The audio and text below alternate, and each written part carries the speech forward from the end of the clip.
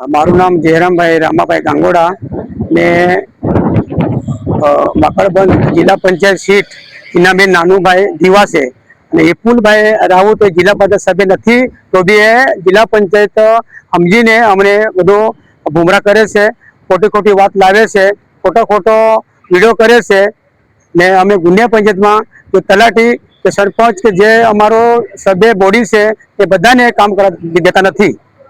હવે પોતે સમજે કે મેં જિલ્લા પંચાયત સભ્ય છું, એનું કોઈ હિનાબેન હાથે કોઈ લગ્ન નથી, કોઈ વ્યવહાર કોઈ થયેલું નથી, તો બી હવે આ લોકો આવું વિડીયો બનાવીને આવું સોશિયલ મીડિયા પર નાખે છે ને અનેક ધમકી આપે છે।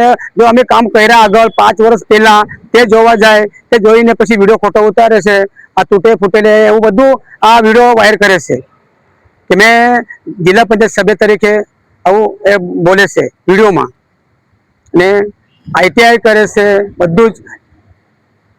આ ગુંડિયા પંચાયતના ગામજનોને બધાને મેં જાણ કરી છે કે આ વિપુલભાઈ રાઉત જિલ્લા પંચાયત સભ્ય નથી તો બી આ વિડીયો કરે છે, તો અમે આયોજન આપવા આવેલા છે, ડીઓ સાહેબને આપેલા છે, કલેક્ટર સાહેબને આપવા આવેલા છે, જિલ્લા પંચાયત સભ્યને આપવા આવેલા છે અને તાલુકા વિકાસ અધિકારીને આપેલા છે, બધા જ અમે નકલ આપેલી છે।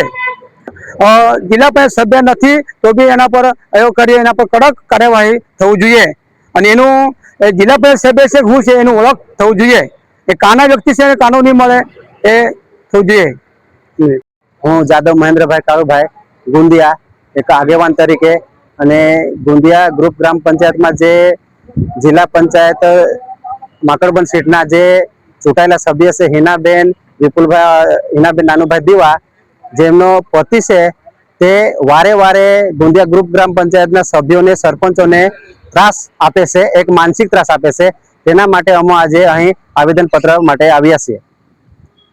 આજે કલેક્ટર કચેરી ખાતે કલેક્ટર સાહેબ શ્રીને અમે આવેદનપત્ર આપ્યું છે।